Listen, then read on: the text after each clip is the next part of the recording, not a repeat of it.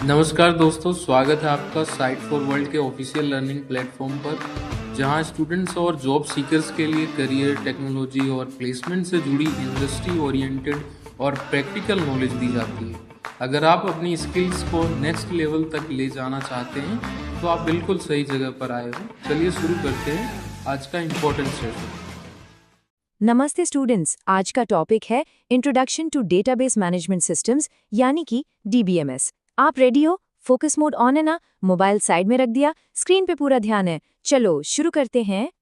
अच्छा, कभी सोचा है आपने कि स्विगी, इंस्टाग्राम या फिर आपका बैंक, ये सब लाखों करोड़ों यूजर्स का डेटा इतने परफेक्ट तरीके से बिना किसी गलती के कैसे हैंडल करते हैं? मतलब आपका ऑर्डर कभी किसी और को नहीं जाता, आपकी फोटो किसी और के अकाउंट में नहीं दिखती, ये सब कैसे पॉसिबल है? तो दोस्तों, इसके पीछे का जो मैजिक है ना, वही है डीबीएमएस। लेकिन देखो, इस मैजिक को समझने के लिए पहले हमें उस टाइम में चलना पड़ेगा जब ये मैजिक था ही नहीं, मतलब जब डेटाबेस नहीं होते थे। क्योंकि किसी भी सॉल्यूशन को अच्छे से समझने के लिए पहले प्रॉब्लम को समझना बहुत जरूरी है। जरा इमेजिन करो एक ऐसा ऑफिस जहां हर जानकारी कागज की फाइलों में रखी है। हजारों फाइलें हैं, सब इधर उधर बिखरी पड़ी हैं। कोई ऑर्गेनाइजेशन नहीं, बस फाइलों का एक बड़ा सा ढेर। कुछ ऐसा ही था फाइल प्रोसेसिंग सिस्टम। कंप्यूटर में डेटा तो था, पर वो अलग अलग बिखरी हुई डिस्कनेक्टेड फाइल्स की तरह पड़ा हुआ था। चलो एक एग्जाम्पल लेते हैं। मान लो एक यूनिवर्सिटी क्लर्क को उन सभी स्टूडेंट्स की लिस्ट चाहिए जो दिल्ली से हैं। अब फाइल सिस्टम में इस छोटे से काम के लिए क्लर्क को हजारों अलग अलग स्टूडेंट फाइल्स को एक एक करके खोलना पड़ेगा, उनका एड्रेस चेक करना पड़ेगा और फिर कहीं जाकर एक लिस्ट बनेगी। सोचो जरा, ये कितना ज्यादा टाइम लेने वाला और गलतियों से भरा काम है। ध्यान से सुन रहे हो? अच्छा, अब ये सोचो कि अगर अगले दिन उसी क्लर्क को एक बिल्कुल नई रिपोर्ट चाहिए हो। मान लो मुझे उन स्टूडेंट्स की लिस्ट दो जिनके 60 से ज्यादा क्रेडिट आवर्स हैं, तो क्या होगा? फिर से वही कहानी, फिर से एक नया प्रोग्राम लिखो। मतलब ये सिस्टम बिल्कुल भी फ्लेक्सिबल नहीं था। तो इस पुराने सिस्टम से ना सिर्फ एक नहीं बल्कि 4 बड़े बड़े सिरदर्द होते थे। चलो इन प्रॉब्लम्स को एक एक करके समझते हैं। पहला और सबसे बड़ा सिरदर्द, डेटा रिडंडेंसी। इसका सीधा सा मतलब है डेटा का डुप्लीकेशन, यानी एक ही जानकारी को बार बार अलग अलग फाइलों में स्टोर करना। जैसे एक स्टूडेंट का एड्रेस उसकी लाइब्रेरी फाइल में भी है, हॉस्टल फाइल में भी है और अकाउंट्स फाइल में भी। एक ही चीज 3 जगह। इससे स्टोरेज तो वेस्ट होती ही है, पर इससे भी एक बहुत बड़ी प्रॉब्लम खड़ी होती है। दूसरा सिरदर्द था, डेटा को एक्सेस करना बहुत मुश्किल था। हर नए सवाल के लिए, जैसे वो दिल्ली के स्टूडेंट्स या 60 क्रेडिट आवर्स वाले स्टूडेंट्स, एक नया एप्लीकेशन प्रोग्राम लिखना पड़ता था। डेटा को जल्दी से निकालने का कोई आसान तरीका था ही नहीं। बहुत ही स्लो और इनएफिशिएंट प्रोसेस था। स्पीड ठीक है या फास्ट लग रहा है?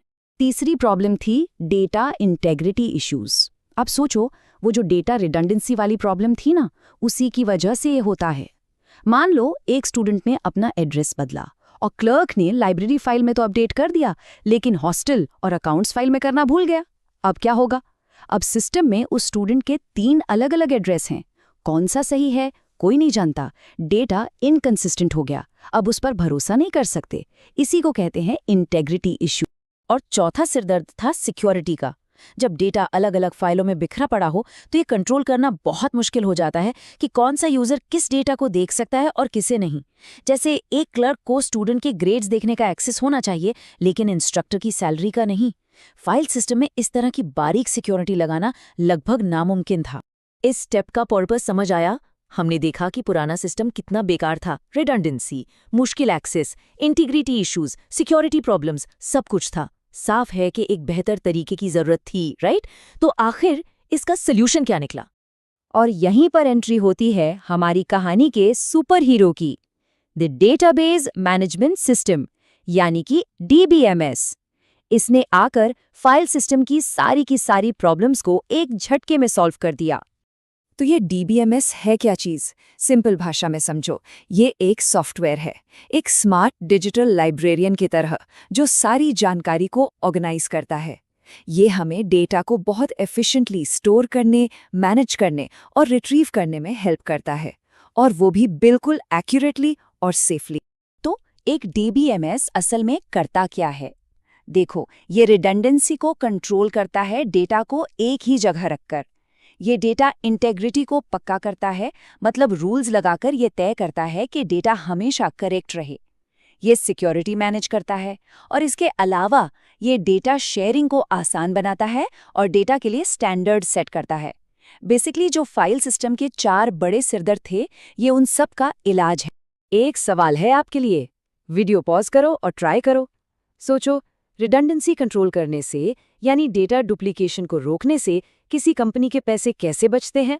स्टोरेज कॉस्ट के बारे में सोचो, प्रोसेसिंग टाइम के बारे में और गलतियों को ठीक करने में लगने वाले खर्चे के बारे में सोचो। चलो दिमाग लगाओ। चलो अब थियरी बहुत हुई, देखते हैं कि असल दुनिया में, रियल वर्ल्ड में डीबीएमएस इतना बड़ा गेम चेंजर क्यों है, इसका असर आखिर है कहाँ। फोकस बना हुआ है ना? देखो, ये एग्जाम्पल्स हमारी डे टू डे लाइफ से हैं, इसलिए ध्यान से सुनना। डीबीएमएस हर जगह है।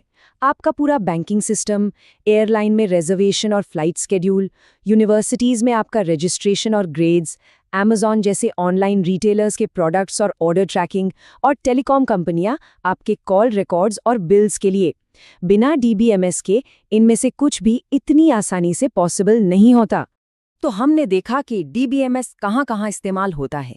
अब देखते हैं प्रैक्टिकली ये कैसे काम करता है, कि ये डेटा को अंदर से मैनेज कैसे करता है। ध्यान से देखना, स्टेप बाय स्टेप समझ रहे हैं। तो स्क्रीन पर देखो, ये है एक डेटाबेस टेबल। देखो कितना साफ, स्ट्रक्चर्ड और ऑर्गेनाइज्ड है। इस स्ट्रक्चर्ड फॉर्मेट को हम कहते हैं रिलेशन, या सिंपल भाषा में टेबल। इसमें हर एक हॉरिजॉन्टल लाइन एक रिकॉर्ड है, जिसे हम टेक्निकली ट्यूपल कहते हैं, और हर वर्टिकल कॉलम जैसे आईडी या नेम एक एट्रीब्यूट है। क्लियर हुआ? अब जरा दोनों में फर्क देखो। लेफ्ट साइड में है पुराने फाइल सिस्टम का डेटा, एक मेसी टेक्स्ट फाइल जिसमें कॉमा लगाकर वैल्यूज डाल दी हैं, और राइट साइड में है डीबीएमएस का क्लीन टेबल। किसको पढ़ना और समझना आसान है? जाहिर है टेबल को। इस स्ट्रक्चर्ड फॉर्मेट की वजह से डेटा को क्वेरी करना, यानी उससे सवाल पूछना, 1000 गुना आसान हो जाता है। अब ध्यान से सुनो, ये एक मस्ट नो इंटरव्यू क्वेश्चन है। अगर आपसे पूछा गया कि टेबल फॉर्मेट बेहतर क्यों है, तो क्या आप बता पाओगे? सिर्फ ये मत कहना कि देखने में अच्छा लगता है। इसके टेक्निकल फायदे हैं, जैसे कि हम हर कॉलम का डेटा टाइप डिफाइन कर सकते हैं, रूल्स यानी कंस्ट्रेंट्स लगा सकते हैं, और डेटा को तेजी से निकालने के लिए इंडेक्सिंग कर सकते हैं। इस पॉइंट को नोट कर लो। तो चलो फटाफट समराइज करते हैं कि आज हमने क्या सीखा। पहला, पुराने फाइल सिस्टम्स बहुत मेसी थे, जिससे रिडंडेंसी और इंटेग्रिटी जैसे बड़े इश्यूज होते थे। दूसरा, डीबीएमएस एक सॉफ्टवेयर है जो डेटा को एफिशिएंटली और सेफली ऑर्गेनाइज करता है। तीसरा, डीबीएमएस इस प्रॉब्लम को स्ट्रक्चर्ड टेबल्स यूज करके सॉल्व करता है। और चौथा, आज की दुनिया में लगभग हर मॉडर्न एप्लीकेशन डीबीएमएस पर ही डिपेंड करती है। समझ आया? क्लियर है? सुनो, अब मेरी बारी खत्म, आपकी शुरू। आपका काम है प्रैक्टिस करना। सिर्फ सुनने से याद नहीं रहेगा। अपने फ़ोन में ऐप्स देखो, इंस्टाग्राम, व्हाट्सएप, स्विगी, और सोचो कि इनका डेटा किस तरह के टेबल्स में स्टोर होता होगा। इंस्टाग्राम की पोस्ट वाले टेबल में क्या क्या एट्रीब्यूट्स होंगे, यूज़र के टेबल में क्या होगा। प्रैक्टिकल सोचना शुरू करो। आज की दुनिया डेटा पर चलती है, और अब आपको पता है कि उस डेटा को मैनेज कैसे किया जाता है। सवाल ये है, what will you build with it? Next session में हम रिलेशनल मॉडल को और डिटेल में देखेंगे। अगर कोई भी डाउट है तो कमेंट सेक्शन में बताना। All the best. हमारे चैनल को सब्सक्राइब कीजिए और वीडियो को अपने दोस्तों के साथ शेयर जरूर कीजिए। कमेंट सेक्शन में अपना डाउट या नेक्स्ट टॉपिक लिखना मत भूलिएगा।